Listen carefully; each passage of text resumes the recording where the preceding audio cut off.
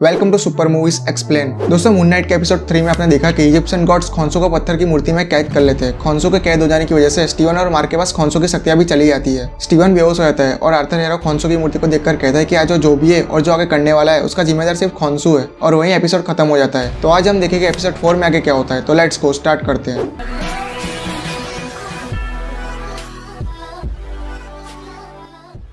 Episode 4 start होता है episode 1, 2 और 3 के रिकैप से। उसके बाद ओसाइरस को दिखाते हैं जो खोंसो की मूर्ति को लेकर एक ऐसी जगह रखता है जहां बहुत सारे गॉड्स कैद करके रखे हुए थे। उसके बाद मारेल का टाइटल आता है। फिर स्टीवन को दिखाते हैं जो बेहोश होता है। लाइला उसे उठाने की कोशिश करती है, तभी वहाँ कुछ गुंडे आ जाते हैं फायरिंग करते हुए। लाइला जल्दी से गाड़ी में छिप जाती है। गुंडे स्टीवन को देख जाते हैं जो बेहोश पड़ा होता है। वो गुंडे स्टीवन के पास जाकर चेक करने जाते हैं, तभी लाइला रेड लाइट फ्लेम से उनका ध्यान अपनी तरफ करती है। लाइला उनकी गाड़ी बंदूक की गोलियों पर रेड लाइट फ्लेम डाल देती है। गाड़ी में धमाका होने से गुंडे मर जाते हैं या जल जाते हैं। लाइला पीछे मुड़कर देखती है तो स्टीवन होश में होता है। लाइला और स्टीवन एमिट के मकबरे की खोज में निकल जाते हैं। दोनों एक जगह पर पहुंचते हैं। उसके बाद दोनों पैदल ही आगे बढ़ते हैं। तभी उन्हें कुछ टेंट और गाड़ियां दिखती है। लाइला और स्टीवन टेंट में छानबीन करते हैं। तभी मार्क स्टीवन को कहता है कि मुझे अपना कंट्रोल दे दो, क्योंकि अब खोंसो चला गया है, उसके साथ शक्तियां भी चली गई है। ये सिचुएशन मुझे संभालने दो। पर स्टीवन मार्क को मना कर देता है। अगले सीन में लाइला को दिखाते हैं। उसके टेंट के पास खून था और एक हथियार जैसा औजार था। लाइला का ध्यान उस पर नहीं जाता। फिर अगले सीन में पता चलता है कि लाइला मनीवन स्टीवन को पसंद करने लगी है। लाइला उसको किस करने जाती है। तभी स्टीवन लाइला को कहता है कि मार्क तुम्हें खोंसो से बचाना चाहता था, इसलिए मार्क तुमसे दूर रहता था, क्योंकि खोंसो मार्क को हटाकर तुम्हें अपना अवतार बनाना चाहता है। दोस्तों, मार्क ने यह बात लाइला से छिपाई थी और स्टीवन ने लाइला को सच्चाई बता दी थी। लाइला स्टीवन की ईमानदारी से खुश हो जाती है। तभी स्टीवन भी मौका देखकर लाइला को किस कर लेता है। उसके बाद लाइला नीचे जाती है। मार्क स्टीवन को एक मुक्का दी मारता है, क्योंकि स्टीवन ने उसकी वाइफ को किस किया था। फिर स्टीवन भी नीचे गिरकर आ जाता है। स्टीवन अंदर का नजारा देखकर बहुत खुश होता है। वहाँ लाइला स्टीवन को अपने डैड के बारे में बताती है कि वो भी एक जिद्दी आर्कियोलॉजिस्ट थे और उस जिद की वजह से उन्होंने अपनी जान गंवा दी थी। स्टीवन को लाइला की बात सुनकर दुख होता है, इसलिए वो लाइला को दिलासा देता है। उसके बाद दोनों आगे बढ़ते हैं। वहाँ भूल भुलाए जैसे रास्ते होते हैं। स्टीवन की इजिप्शियन माइथोलॉजी नॉलेज बहुत ही अच्छी होती है, इसलिए वो एक हॉरस की आंख को ड्रॉ करता है। उसे देखकर लाइला और स्टीवन को पता चलता है कि एमिट का आखिरी अवतार एक फेरो था, और उन्हें रास्ता भी पता चल जाता है हॉरस की आंख के सिक्स सेंस की वजह से, और स्टीवन की इजिप्शियन नॉलेज की वजह से ही वो सब समझ पाता है। उसके बाद दोनों आगे बढ़ते हैं। तभी उन्हें हेकाप्रिस्ट की पेंटिंग दिखती है। हेकाप्रिस्ट को वहाँ फेरो की रखवाली करने के लिए रखा हुआ था। हेकाप्रिस्ट अपने टाइम के जादूगर थे। लाइला को वहाँ कुछ बॉडीज भी दिखती है जिनकी हेका से लड़ते हुए मौत हो गई थी। तभी दोनों को एक पत्थर पर ताजा खून और मांस के टुकड़े दिखते हैं। स्टीवन और लाइला दोनों आगे बढ़ते हैं। तभी उन दोनों को उस रास्ते पर खून और हड्डियां दिखती है। स्टीवन लाइला को वहाँ से जाने से मना कर देता है और स्टीवन ऊपर चढ़ के रास्ता खोजता है। स्टीवन को ऊपर लिखावट और पेंटिंग से एमिट के बारे में पता चलता है कि वो एक छोटी मूर्ति में कैद है। स्टीवन को वहाँ जाने का रास्ता मिल जाता है। वो लाइला को ऊपर बुलाता है। तभी उन्हें गोलियों की आवाज आती है। जो आर्थर के गुंडे होते हैं वो लोग किसी पर गोलियां चला रहे थे। उस वक्त वहाँ अंदर एक क्रीचर आता है घायल इंसान को लेकर। एक घायल इंसान आर्थर का ही बंदा होता है। वो क्रीचर हेकाप्रिस्ट होता है। वो उस घायल इंसान को अपने औजार से मार देता है। ये वही औजार होता है जो हमने टेंट में देखा था। हेका उस इंसान की चिड़फाड़ करने लगता है। लाइला छिप जाती है और स्टीवन ऊपर से ये सब देख रहा होता है। वही बहुत डरा हुआ होता है। तभी हेका को लाइला की आवाज आ जाती है। हेका तुरंत वहाँ देखने जाता है। स्टीवन ऊपर से ये सब देख रहा होता है। तभी हेका को ऊपर से आवाज आ जाती है और वो स्टीवन पर हमला करने जाता है। तभी लाइला हेका का ध्यान भटकाती है और दूसरे रास्ते पर भागने लगती है। हेका भी उसका पीछा करने लगता है, पर स्टीवन ऊपर से लाश के टेबल को हेका पर फेंक देता है, जिससे हेका दब जाता है। फिर स्टीवन वहाँ के ऊपर वाले रास्ते के अंदर चला जाता है। लाइला भागते दूसरे रास्ते पर चली जाती है। वहाँ चट्टान पर बिल्कुल पतला रास्ता होता है और नीचे खाई जैसा ही माहौल होता है। लाइला धीरे धीरे आगे बढ़ती है। तभी एक हेका लाइला को पकड़ लेता है। लाइला उससे लड़ती है और बहुत जहमत करके हेका को नीचे फेंक देती है। तभी लाइला को वहाँ आर्थर हेरो दिखता है। उसके बाद स्टीवन को दिखाते हैं। उसे फेरो का मकबरा दिख जाता है। तभी पानी के रिफ्लेक्शन से मार्क स्टीवन से गुस्सा होता है, क्योंकि स्टीवन ने लाइला को किस किया था। और मार्क स्टीवन की एक बात से खुश होता है कि उसने लाइला को मार्क की सच्चाई बता दी थी कि वो क्यों लाइला से दूर हुआ था। उसके बाद स्टीवन फेरो के मकबरे के पास जाता है, जिस पर मैसेडोनियन भाषा लिखी हुई थी। उसे देखकर स्टीवन को पता चलता है कि ये बरसों से खोया हुआ अलेक्जेंडर द ग्रेट का मकबरा है। दोस्तों, अलेक्जेंडर द ग्रेट यानी कि सिकंदर का मकबरा होता है। और मून नाइट शो में हमें ऐसा बताया गया है कि एमिट का पहला अवतार सिकंदर यानी कि अलेक्जेंडर द ग्रेट था। उसके बाद आर्थर को दिखाते हैं, जो लाइला को मार्क की सच्चाई बताता है कि उसने ही लाइला के डैड को मारा था। लाइला को आर्थर की बात पर विश्वास होने लगता है। उसके बाद स्टीवन को दिखाते हैं, जो सार्कोफेगस के अंदर अलेक्जेंडर की मॉडिफाइड बॉडी के मुंह में अपना हाथ डालता है और उसे एमिट की मूर्ति मिल जाती है। तभी वहाँ लाइला भी आ जाती है और स्टीवन को अपने डैड के बारे में पूछती है कि क्यों उसने लाइला के डैड अब्दुल्ला अल फुली को मारा था। तभी मार्क स्टीवन की बॉडी को टेक ओवर कर लेता है और लाइला को कहता है कि उसने लाइला के डैड को नहीं मारा था, बल्कि मार्क के दोस्त ने लालच में आकर लाइला के डैड को मारा था। मार्क तो उस वक्त लाइला के डैड को बचाना चाहता था, पर उसके दोस्त ने उसको भी गोली मार दी थी। वो भी मरने वाला था। लाइला अपने डैड के बारे में सुनकर बहुत इमोशनल हो जाती है। उसी वक्त वहाँ आर्थर हेरो अपने गुंडे के साथ आ जाता है। मार्क आर्थर के आने से पहले लाइला को दूसरे रास्ते पर भेज देता है और खुद उनसे लड़ने के लिए तैयार हो जाता है। मार्क आर्थर के 2-3 गुंडों को पेल देता है, पर आर्थर मार्क को गोली मार देता है, वो भी 2 बार। मार्क वहाँ पानी में गिर जाता है। लाइला अंदर से ऐसा देखकर बहुत इमोशनल हो जाती है। मार्क पानी में डूबने लगता है। उसके बाद एक मूवी दिखाते हैं जिसमें मेन हीरो का नाम स्टीवन ग्रांट होता है। इस मूवी का नाम टॉम बस्टर होता है और ये मूवी किसी मेंटल असाइलम टाइप जगह पर चल रही होती है। उसके बाद उसी जगह व्हाइट कपड़ों में एपिसोड 1, 1, 2, 3 और 4 के सारे कैरेक्टर को दिखाया जाता है। सबसे पहले उस गोल्डन स्टैचू वाले बंदे क्रॉली को दिखाते हैं, फिर बॉबी को दिखाते हैं जिसको हमने आर्थर के साथ देखा था नकली पुलिस में, फिर म्यूजियम में काम करने वाली डोना को दिखाते हैं, फिर एंटन के बॉडीगार्ड को दिखाते हैं जो कप केक बांट रहा होता है, और एक लेडी खोंसू के सर जैसे दिखने वाले बड़ी की ड्राइंग बनाती है। उसके बाद गोल्डफिश को दिखाते हैं और रिफ्लेक्शन में मार्क को दिखाते हैं, और मार्क को जैसे ही होश आता है तो अपने आप को चेयर से बंधा पाता है, जैसे स्टीवन अपने आप को बांध के रखता था वैसे ही। तभी वहाँ बिली आता है जिसको हमने आर्थर के साथ देखा था नकली पुलिस। उसके बाद लैला को दिखाते हैं जो मार्क के पास से बिंगो गेम लेकर कहती है कि हम जीत गए, मैं जीत गई। उसके बाद मार्क शीशे के रिफ्लेक्शन में स्टीवन को पुकारता है पर कोई जवाब नहीं आता। मार्क चेयर से नीचे गिर जाता है। मार्क के हाथ के पास मून नाइट का टॉय होता है। बिली मार्क को उठाता है। मार्क को कुछ भी पता नहीं चल रहा था कि वो कौन सी जगह पर है, वो बहुत कंफ्यूज होता है। फिर अगले सीन में मार्क को होश आता है, तब उसके सामने आर्थर होता है पर वो यहाँ का मेंटल असाइलम का हेड डॉक्टर होता है। आर्थर स्टीवन को टॉम बस्टर की फिल्म की कैसेट को दिखाता है और पूछता है कि तुमने ये फिल्म कितनी बार देखी है। आर्थर के डिस्कशन के दौरान वहाँ पता चलता है कि क्या मार्क ने अपने दिमाग में अपनी ही मनगढ़ंत स्टोरी बना के रखी थी। क्या टॉम बस्टर मूवी के स्टीवन ग्रैंट के कैरेक्टर को मार्क ने खुद को ही समझ लिया था, और क्या मेंटल असाइलम में जितने भी लोग हैं उन सबको कोई ना कोई किरदार देकर मार्क खुद ही अपनी मनगढ़ंत स्टोरी बना रहा था। दोस्तों इस सीन में मार्क स्पेक्टर को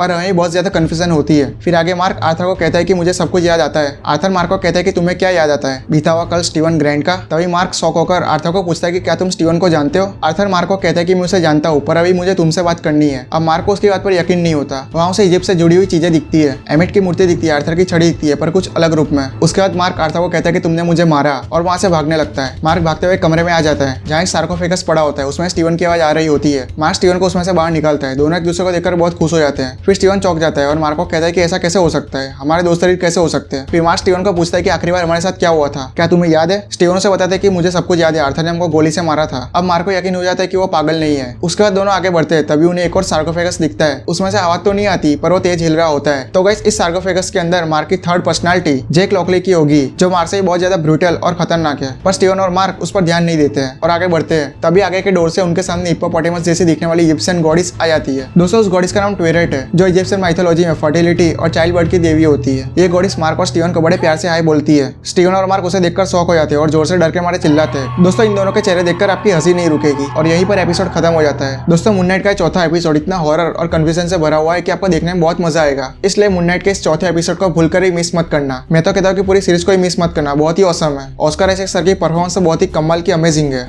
तो गाइस वीडियो अच्छा लगा तो वीडियो को लाइक कर देना और चैनल को जल्दी से सब्सक्राइब कर देना। And thank you guys.